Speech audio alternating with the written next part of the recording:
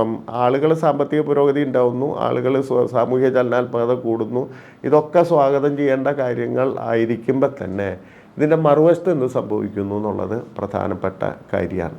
നിങ്ങൾ എങ്ങനെയാണ് നിങ്ങളുടെ അപ്പുറത്തുള്ളവരെ അപരനെ അഭിമുഖീകരിക്കുക എന്ന് പറയുന്ന പ്രശ്നം നമ്മൾ പലപ്പോഴും മറന്നു പോകുന്നു. മിണ്ടായിരുന്നാൽ വീണ്ടും കിട്ടാവുന്ന അവസ്ഥയായിരുന്നു. പക്ഷേ ആ സമയത്ത് ആൾ ശബ്ദിച്ചു, അദ്ദേഹം വിളിച്ചു പറഞ്ഞു. അദ്ദേഹത്തിന് മിണ്ടാതിരിക്കാൻ പറ്റാത്തത്ര ഒരു ശ്വാസതടസ്സം സാമൂഹികമായിട്ട് അനുഭവിക്കുകയാണ്. അതിൽ അവസാനത്തെ പോയിന്റ്, ഏഴാമത്തെ വിപ്ലവം എന്ന് പറഞ്ഞാൽ ഞെട്ടിക്കുന്നതാണ്. ഒരാളുടെ സ്വകാര്യതയിലേക്കുള്ള പൊതുവായിട്ടുള്ള ഇരച്ചു കയറ്റം എന്ന് പറയുന്നത്.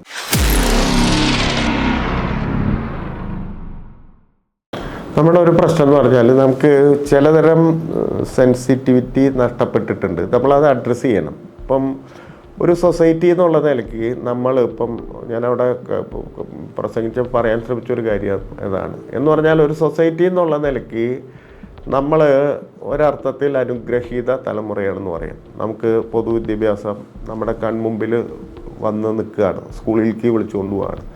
അല്ലെങ്കിൽ നമുക്ക് ഇപ്പം PSC പോലെയുള്ള ഒരു സ്ഥാപനത്തിൽ കൂടെ എന്ന് പറഞ്ഞാൽ ആരുടെയും ഒത്താശയില്ലാതെ ജോലി നേടാനുള്ള, അല്ലെങ്കിൽ നമ്മുടെ കഴിവിനനുസരിച്ച് ജേർണലിസ്റ്റ് ആവാനോ അല്ലെങ്കിൽ മറ്റേതെങ്കിലും തുറന്ന് ഇട്ടുകൊടുത്ത മനുഷ്യരാണ്.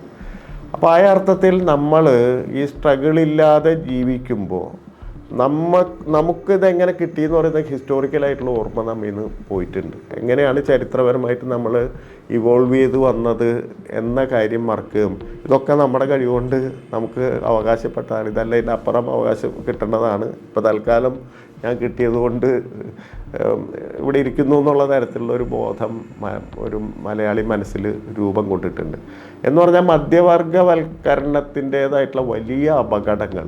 ഇപ്പം ആളുകൾ സാമ്പത്തിക പുരോഗതി ഉണ്ടാവുന്നു, ആളുകൾ സാമൂഹ്യ ചലനാത്മകത കൂടുന്നു, ഇതൊക്കെ സ്വാഗതം ചെയ്യേണ്ട കാര്യങ്ങൾ ആയിരിക്കുമ്പോൾ തന്നെ ഇതിൻ്റെ മറുവശത്ത് എന്ത് സംഭവിക്കുന്നു എന്നുള്ളത് പ്രധാനപ്പെട്ട കാര്യമാണ്.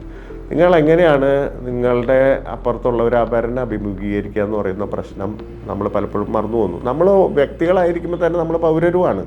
അത് എന്ന് പറഞ്ഞാൽ ഇത് രണ്ടും സാഹിത്യത്തിൽ പ്രധാനപ്പെട്ടതാണ്. നിങ്ങളുടെ വ്യക്തിത്വം എന്ന് പറയുന്നത് ലോകത്തെ നിങ്ങളൊരു വ്യക്തി എന്നുള്ള നിലയ്ക്ക് നിങ്ങളുടെ എക്സ്പീരിയൻസ് എന്ന് പറഞ്ഞാൽ വളരെ പ്രധാനപ്പെട്ടാണ്. അതേസമയം തന്നെ ഈ വ്യക്തി എന്ന് പറയുന്ന ജീവിച്ചിരിക്കുന്ന ഒരു പൗരസമൂഹത്തിലാണെന്നുള്ളതും വളരെ പ്രധാനപ്പെട്ടാണ്.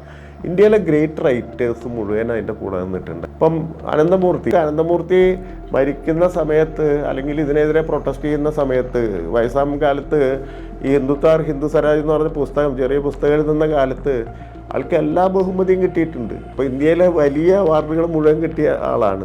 ജ്ഞാനപീഠ അടക്കമുള്ള നമ്മളുടെ ഒരു പൊതു ബോധത്തിൽ വലിയ സമ്മാനങ്ങൾ എന്ന് വിളിക്കാവുന്ന എല്ലാം കിട്ടിയതാണ്. മിണ്ടായിരുന്നാൽ വീണ്ടും കിട്ടാവുന്ന അവസ്ഥയായിരുന്നു. പക്ഷേ ആ സമയത്ത് ആൾ ശബ്ദിച്ചു, അദ്ദേഹം വിളിച്ചു പറഞ്ഞു.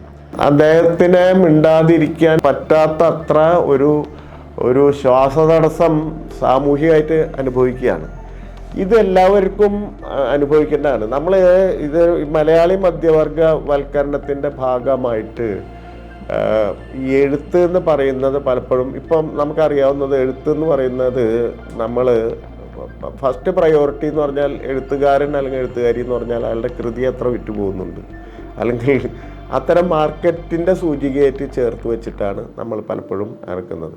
അപ്പോൾ ഇതിൻ്റെ മറ്റൊരു വശം എന്ന് പറഞ്ഞാൽ ഇപ്പം ഇത് ചർച്ച ചെയ്യുക അല്ലെങ്കിൽ കോമൺ സെൻസിൽ ഇടപെടുക എന്ന് പറയുന്ന ഇന്ത്യയിലെ എഴുത്തിനുണ്ടായിരുന്ന ഒരു പ്രധാനപ്പെട്ട ഒരു ആത്മാവ് നമുക്ക് വിളിക്കാം. അതിൻ്റെ സ്പിരിറ്റ് ആ തരത്തിൽ ഡൈല്യൂട്ട് ചെയ്ത് പോയിട്ടുണ്ട്. നമ്മൾ കാണണം.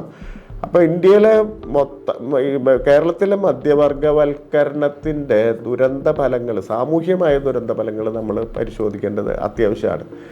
അതുകൊണ്ട് നമ്മുടെ പാർട്ടികൾ ഇപ്പം എങ്ങനെയാണ് രാഷ്ട്രീയ പാർട്ടികൾ പൊളിറ്റിക്കൽ ആവുന്നത് എന്ന് ചോദിച്ചു കഴിഞ്ഞാൽ ഇപ്പം ദൈനംദിന സംവാദങ്ങളും രാഷ്ട്രീയവും ഒരാൾ വില്ലൻ ഒരാൾ നായകൻ എന്ന് പറയുന്ന ഒരു നരേറ്റീവാണ് സൃഷ്ടിക്കുന്നത്. മറിച്ച് ഈ സമൂഹത്തെ ഞങ്ങളെങ്ങനെ കാണുന്നു എന്ന് പറയുന്ന ഈ വർത്തമാനം മുഴുവൻ മാഞ്ഞു പോവുകയാണ്. ഇപ്പം 1968 മറ്റോ ഞാൻ ഈ സോഷ്യലിസ്റ്റുകളുടെ മാനിഫെസ്റ്റോ വായിക്കാതെ, അപ്പോൾ അതിലാണ് ലോഹ്യ സപ്തക്രാന്തി 7 വിപ്ലവങ്ങളാണ് അവതരിപ്പിക്കുന്നത്. ഒന്ന്, പാവപ്പെട്ടവരും പണക്കാരും തമ്മിലുള്ള വ്യത്യാസം ഇല്ലാതാക്കും. ഈ പറഞ്ഞ പോലെ ജാതിയിൽ താണവനും ഉയർന്നവനും തമ്മിലുള്ള വ്യത്യാസം, സ്ത്രീയും പുരുഷനും തമ്മിലുള്ള തുല്യത ഉണ്ടാക്കും. ആണവ നിരായുധീകരണം ഒരു മാനിഫെസ്റ്റോയിൽ, തെരഞ്ഞെടുപ്പിൽ മാനിഫെസ്റ്റോയിൽ വെക്കുന്നതാണ്. അതിൽ അവസാനത്തെ പോയിന്റ്, 7ാമത്തെ വിപ്ലവം എന്ന് പറഞ്ഞാൽ ഞെട്ടിക്കുന്നതാണ്.